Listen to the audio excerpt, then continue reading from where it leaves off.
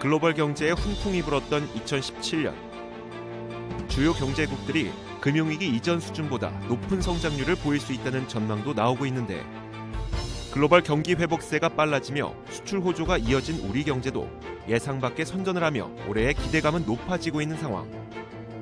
하지만 미국의 보호무역 기조와 중국 경제의 경착륙 가능성, 부동산 시장 침체까지 경제 성장의 걸림돌이 될 수도 있는 국내외 리스크도 여전하다. 과연 올해 우리나라 경제는 어떤 흐름을 보일 것인가? 더 리더 신년 특집 2018년 경제 대전망 한국금융연구원 신성환 원장과 알아봅니다.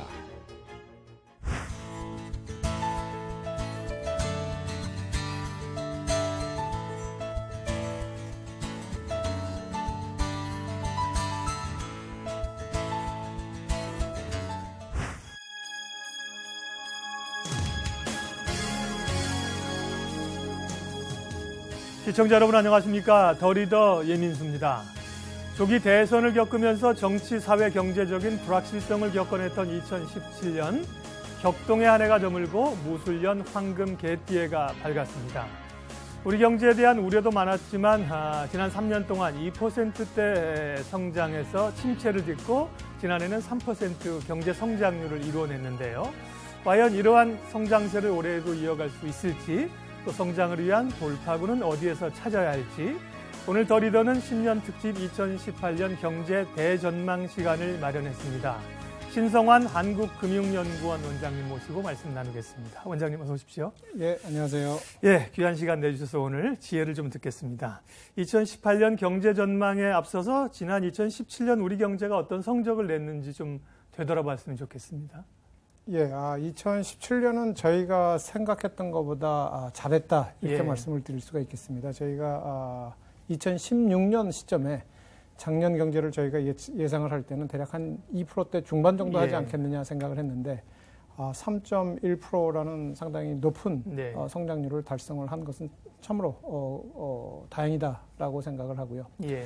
주 이후로는 저 생각했던 것보다 상당히 빠른 속도로 개선된 세계 경제의 상황이 가장 큰 이유다라고 말씀을 드릴 수가 있겠습니다. 덕분에 수출도 호조를 보였고, 수출이 호조가 보이면서 수출이 호조를 나타내면서 설비 투자도 큰 폭으로 증가를 했고, 그리고 저희가 당초 예상했던 것보다 훨씬 더 높은 증가율을 건설 투자가 유지를 했고요. 그리고 10조 원 정도의 추경도 경제 성장에 한 몫을 담당을 했다라고 보여집니다. 예. 통상은 이제 정부의 성장률 전망치가 좀 장밋빛이고 민간 연구소가 좀 낮게 잡는데 지난해는 어쨌든 정부 성장률 전망치가 맞았습니다. 그만큼 경제 상황이 생각보다는 좋았다는 건데요. 문재인 정부 출범 6개월 조금 이르긴 합니다만 경제 성적표를 좀 매겨 보면 어떨까요? 좀 잘한 부분들 혹은 좀 이제 정권 초기니까 좀 보완해야 될 부분들은 어떤 거라고 생각하세요? 말씀하신 바와 같이 6개월이라는 기간이 정책의 성과를 평가하기에는 지나치게 짧은 기간입니다. 그래서 구체적으로 정책을 평가하는 것은 적절치 않은 것 같고요. 큰 틀에서 보면 잘한 측면은 정책의 무게중심이 소득 불평등 완화에 지나치게 치중돼 있다가 무게중심의 상당 부분이 혁신 성장 쪽으로 이동하면서 분배와 성장의 균형감을 찾았다라는 점이 잘한 점이다라고 말씀을 드릴 수가 있겠고요. 그리고 보완이 필요한 부분이다라고 부분을 우리가 생각을 해보면 결국에는 여러 가지 소득 불평등 정책이나 이런 것들이 재정이 수반이 되는데 장기적인 관점에서의 이 재정 건전성 그리고 재원 이런 것들을 감안을 하면서 한번 지출된 재정 수요는 쉽게 줄어들지가 않기 때문에 이 20년, 30년 앞을 내다보는 정책, 장기적 관점에서의 이 정책이 필요하다라고 말씀을 드릴 수가 있겠습니다. 어찌 보면 준비를 제대로 하고 이제 정책을 이어받거나 하지 못했기 때문에 우려가 좀 있을 수 있고 우리가 5년 단임제라는 대통령제에서 연속성의 문제들은 계속해서 좀 고민을 해가야 될 것 같고요. 올해 성장률 전망치는 국제기관 같은 데서는 긍정적으로 보는 데는 한국 경제 한 3% 정도 보고 있는 것 같아요. 뭐 2.9% 정부에서도 얘기하는 쪽도 있고요. 연구원에서는 올해 우리 경제 성장률 전망치나 전반적인 그림은 어떻게 그리세요? 저희 연구원이 이 전망하는 2018년 경제 성장률 전망치는 2.8%입니다. 세계 경제는 2017년 정도의 수준을 나타낼 거라고 보지만 저희가 2017년도의 경제 성장의 구체적인 내용을 보면 2017년에 보였던 높은 건설 투자 성장률 증가율이 지속되기가 어렵다고 판단이 되고요.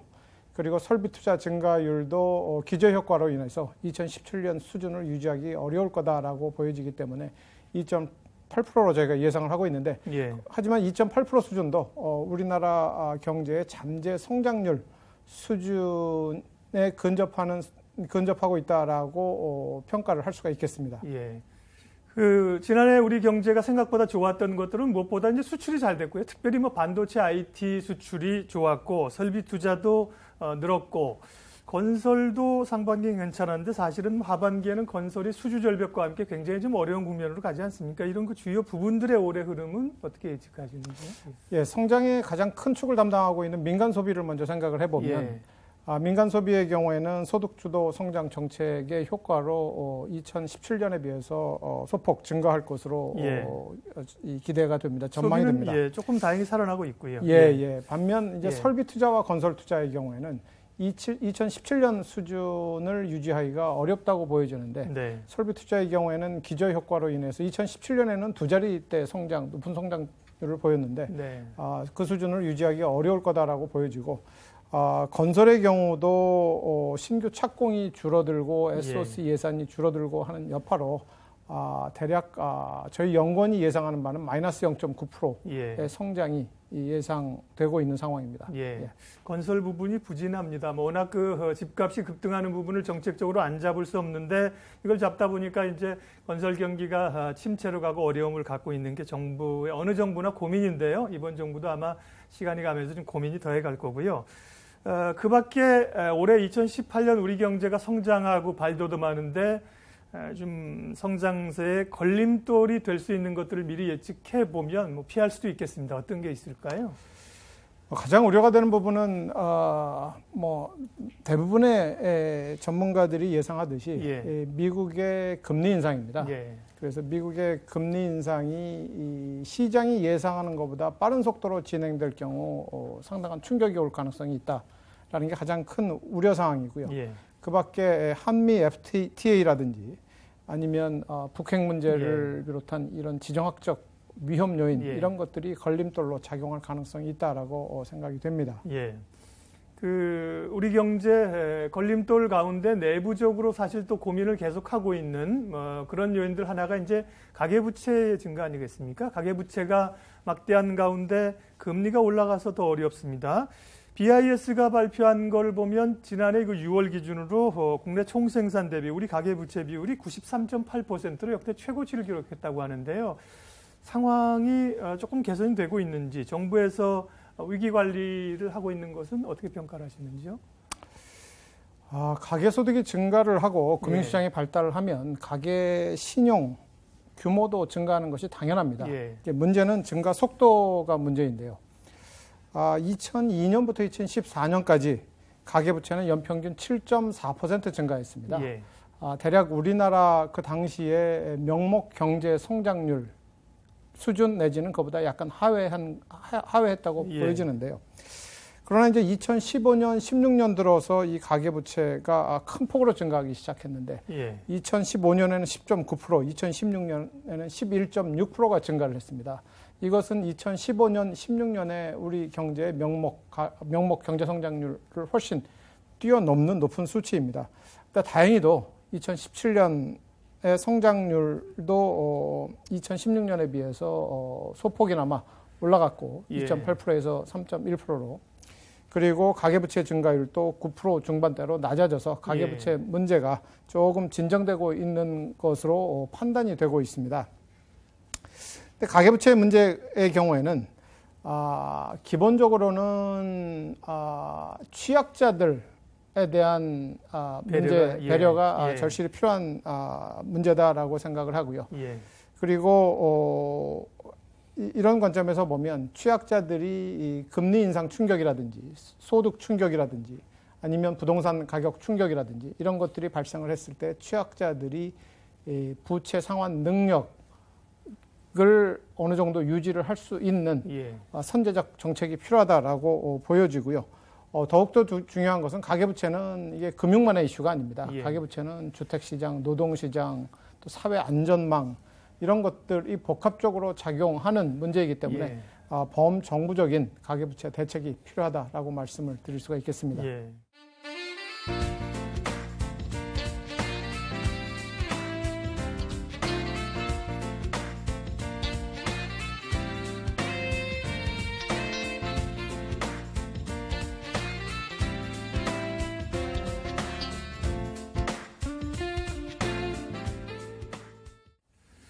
예, 한국금융연구원 신성환 원장님 만나뵈고 있는데요. 이번엔 글로벌 경제 상황을 좀 여쭤보도록 하겠습니다.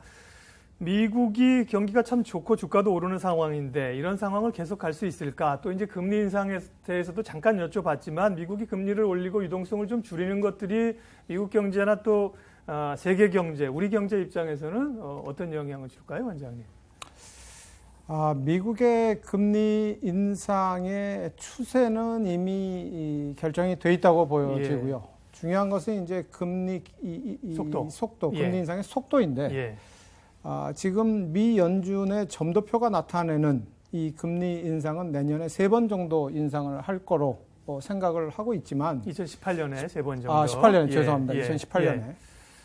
반면에 시장이 생각하는 2018년도의 금리 인상 속도는 한 번 내지 2번, 평균적으로 1.5번 정도입니다. 그렇게 보더군요. 예. 그 얘기는 예. 미 연준의 위원들은 금리 인상에 상당히 적극적인 모습을 보이고 있는 반면에 네. 시장은 미국 경제 상황 그리고 세계 경제 상황이 3번씩이나 올릴 정도로 녹록하지는 않다라고 판단하는 것 같습니다. 예. 따라서 중요한 것은 이제 시장이 생각하는 것보다 훨씬 빠른 속도로 미 연준이 이 금리 인상을 할 수밖에 없는 상황으로 가느냐 안 가느냐 그게 가장 중요한 관건이다라고 보여지는데 예. 결국 중요한 것은 미국의 임금 인상 그리고 임금 인상으로부터 촉발될 물가 상승 이런 거시 지표들이 이제 어떻게 나타나느냐에 따라서 예. 금리 인상 속도가 결정이 될 것 예. 같습니다.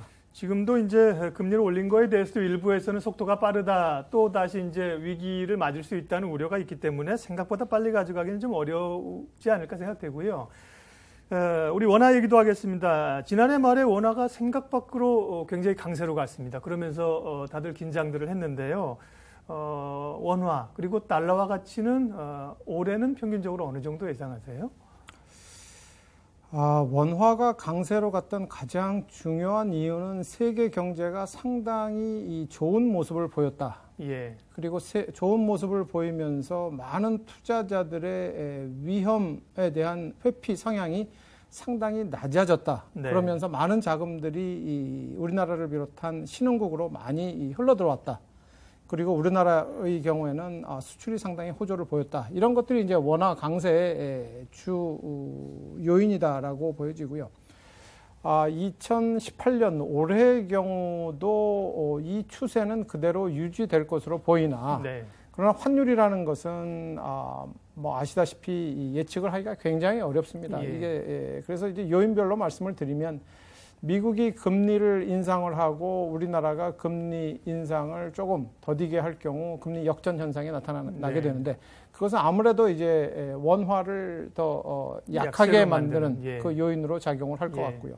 그리고 미국의 여러 가지 감세 조치 이런 것들도 전 세계 자본이 미국으로 다시 회귀하는 그런 역할을 할 거다라고 보여지기 때문에 이거 역시 이 원화 약세를 유도하는 요인이다라고 보여지는 반면에 세계 경기가 계속 호황기를 누리면서 우리나라 수출이 지속적으로 잘 되는 측면 이런 것들은 원화 강세를 유지시킬 수 있는 그런 요인 그리고 투자자들의 위험 회피 성향이 올해에도 작년과 마찬가지로 위험 회피 성향 낮은 수준의 위험 회피 성향을 보인다 그러면 이것 역시 원화를 강하게 만드는 요인으로 작용을 할 것 같다라고 보여지기 때문에 예. 대략 연말 시점으로 보면 올해 말 시점의 원달러 환율은 2017년 말 시점의 원달러 환율 수준 내지는 그것보다 약간 강세를 유지를 하지 않겠느냐라는 것이 예. 의견입니다. 예. 뭐 약간 정도면 기업들이 뭐 참을 여지가 좀 있어 보이는데 지난 연말에 워낙 원화가 강세로 환율 하락이죠. 빠르게 나타나서 1,090원, 1,100원을 육박해서 어려움들이 많았었습니다. 예, 미국 얘기했고요. 유로존 상황은 어떤지 모르겠습니다. 유로존 경제는 좀 살아나고 있다고 해서 다행스럽긴 하고 유로존도 지금 이제 풀어놓은 돈들을 조금씩 줄여가는 그런 과정들에 있지 않습니까? 그런 유로존의 통화 정책의 향방도 좀 예측을 해주시면요. 유로존은 지금 이제 회복의 모습을 보이고 있지만, 예. 우리가 경기의 사이클 관점에서 본다 그러면 미국은 사이클의 정점 내지는 정점을 지나고 있다고 보여지는 반면에 예. 유로존은 이제 회복의 초기 단계의 모습을 보이고 있다 이렇게 판단이 됩니다. 그렇기 때문에 이제 유럽의 유로존의 중앙은행인 ECB 도 그런 관점에서 테이퍼링을 조금 축소를 해 나가야 되겠다. 그 정도 스탠스를 취하고 있고요. 예. 그리고 경기가 회복되는 모습을 보면서 테이퍼링의 속도 그리고 보유하고 있는 여러 가지 자산을 축소하는 속도를 결정을 하겠다라는 스탠스를 취하고 있는 상황입니다. 네, 완만하게 그 속도 조절을 좀 할 것으로 보고 그게 시장의 어떤 블랙스완이 될 가능성은 높지는 않은 걸로. 그렇습니다. 거지요? 지금 예. 전 세계 중앙은행의 예. 공통된 특징은 긴축적 통화 정책을 지나치게 빨리 했을 때의 부작용이 예. 지나치게 늦게 했을 때의 부작용보다 아직은 훨씬 큰 상황이기 때문에 긴축의 속도를 결정하는 데 있어서 매우 신중한 입장을 지금 취하고 있는 상황입니다. 유로존 얘기가 나와서 이제 뭐 독일의 리더십 그리고 또 이제 국가 간의 어떤 부의 불균형 이런 것도 있겠습니다만 당면한 문제는 이제 영국의 브렉시트가 소위 잘 원만하게 진행되느냐 하는 것인데요. 지난해 12월 8일에 EU 탈퇴 1단계 협상은 잘 마무리가 됐다는 얘기를 들었는데 기사들을 보면 뭐 앞으로의 과정들도 굉장히 험난할 것을 예고하고 있습니다. 이런 것들이 유로존에 미치는 영향은 어떨까요? 많은 전문가, 일단 이 금융연구원이 이런, 통상이나 교육이나 이런 쪽의 전문기관은 아닙니다. 그렇기 때문에 이제 저희가 말씀드리는 것은, 외부 전문가들의 의견을 수렴을 해서 그것들을 저희가, 말씀을 드린다고 이해를 해 주시면 될 것 같고요. 일단 1차 협상에서 일부 사안들에 대해서 협의가 이루어지긴 했지만, 향후 브렉시트 협상의 최종 타결까지는 여전히 많은 산이 남아있다 이렇게 보여지고 있고요. 네. 일례로 청산금이라든지 아일랜드 국경 문제, 또 EU 시민의 영국 내 지위 문제, 또 영국 소재 주요 기구들의 이전 문제, 그리고 무엇보다 중요한 것은 새로운 관세 협정, 무역 체계 이런 것들을 어떻게 타결하느냐 하는 문제가 남아 있는데. 이것들에 대한 불확실성이 매우 큰 상태다라고 보여지고 있는 상태입니다. 그래서 브렉시트이 어떤 형태로 가느냐에 따라서 이것이 유럽의 EU 국가에 미치는 충격보다는 이것이 영국 경제에 미치는 충격이 훨씬 더 큰 상황이다라고 판단을 하고 있습니다.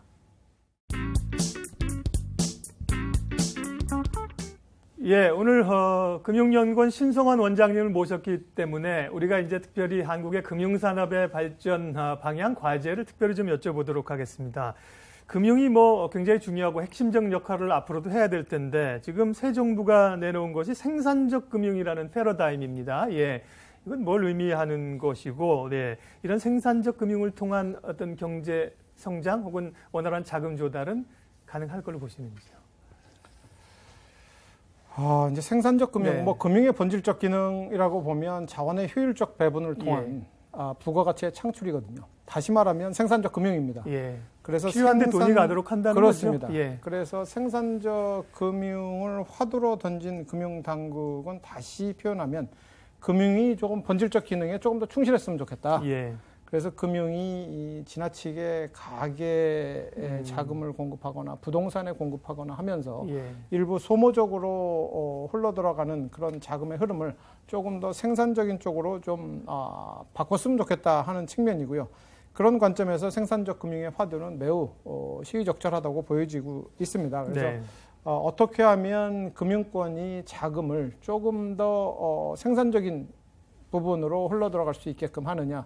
어떻게 하면 그러기 위해서는 이제 위험에 대한 리스크 테이킹에 대한 판단 능력이 제고돼야 되거든요. 그래서 금융권이 어떻게 리스크 테이킹에 대한 능력을 제고할 수 있겠느냐. 이런 관점에서 금융사도 고민을 해야 되고요.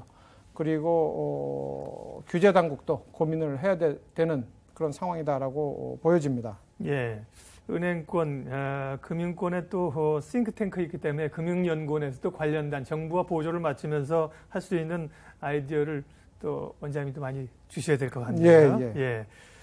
그런가 하면 지난해 은행을 필두로 해서 금융사들의 실적이 굉장히 개선됐다는 얘기를 들었습니다. 주가도 또 올랐고요.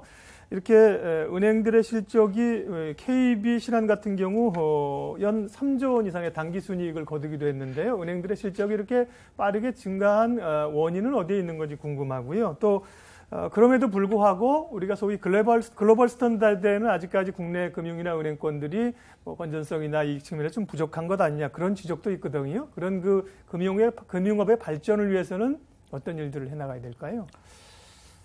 우선 2017년도에 은행의 수익이 큰 폭으로 증가한 것은 크게 두 가지 요인이라고 저희가 판단을 하고 있습니다. 첫 번째는 은행의 자산이 큰 폭으로 증가했다. 그래서 이 이익을 낼 수 있는 이 베이스가 올라갔다라는 측면이 첫 번째고요. 그리고 그것과 함께 소위 우리가 순이자 마진이라고 하죠. 그것들도 소폭 커졌다. 그 두 번째는 연체율이 큰 폭으로 하락을 하면서 충당금에 대한 부담이 큰 폭으로 줄었습니다. 그래서 이 두 가지가 결부되면서 2017년도 은행의 단기 순이익이 2016년에 비해서 큰 폭으로 증가를 했습니다. 그렇지만 이 두 가지 요인 다 2018년에 우리가 예상할 수 있는 것이냐를 보면 상당히 불확실합니다. 우선 자산 증가 부분은 여러 가지 이 가계부채 억제라든지 이런 정책으로 인해서 2017년도 수준을 유지를 하기가 쉽지 않아 보이고요. 그리고 충당금 부담도 연체율이라는 것은 언제 상승할지 모르고 언제 큰 폭으로 올라갈지 모르는 수치입니다. 그렇기 때문에 충당금에 대한 부담도 2018년에 2017년 수준으로 작은 수준에 유지될 것이냐를 보면 상당히 불확실하다라고 보여지기 때문에 기본적으로는 은행의 기초 체력을 좀 키워야 되겠다. 은행이 천수답 형태로 유지되는 것에서 좀 탈피해서 적극적으로 수익원을 찾고 그리고 부가가치를 창출하는 그런 노력을 좀 해야 되겠다라는 것이 저희 연구원의 의견이고요. 가장 중요하게는 은행의 해외 진출이라든지 새로운 수익원 모색 이런 쪽에 은행의 경영진이 조금 더 기업가 정신을 가지고 적극적으로 이 수익원을 찾도록 노력을 하는 것이 필요하다라고 저희가 생각을 하고 있습니다. 오늘 여러 가지 말씀을 들었는데요. 1997년에 외환 위기를 겪었던 분들은 그해 겨울이 얼마나 추웠는지를 사실 뼈저리게 느끼실 텐데, 그로부터 이제 20년이 지났습니다. 올해 이제 저희가 새롭게 경제 전망, 금융 전망을 하면서 대한민국 금융이 더 튼튼히 서고 또 경제 발전에 기여하기 위해서는 어떤 노력이 필요할지 또 대한민국 금융을 위한 희망의 메시지를 좀 마지막으로 전해주시죠. 현재 우리나라 금융에 대해서 많은 분들이 이 비판적 시각을 보내고 있는 것이 현실입니다.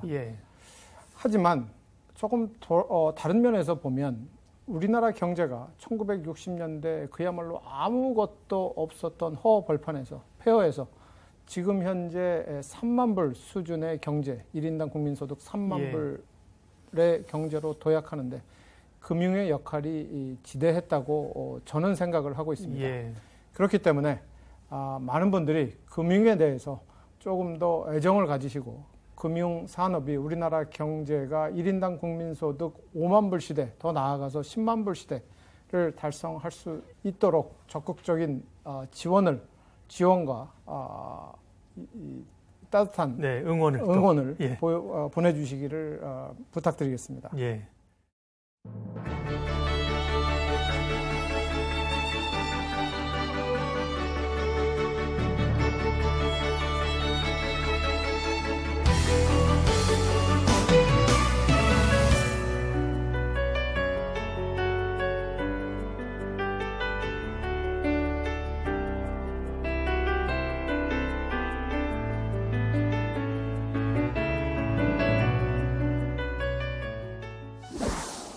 예, 오늘 한국금융연구원 신성환 원장님 모시고 2018년 경제를 전망해 봤습니다.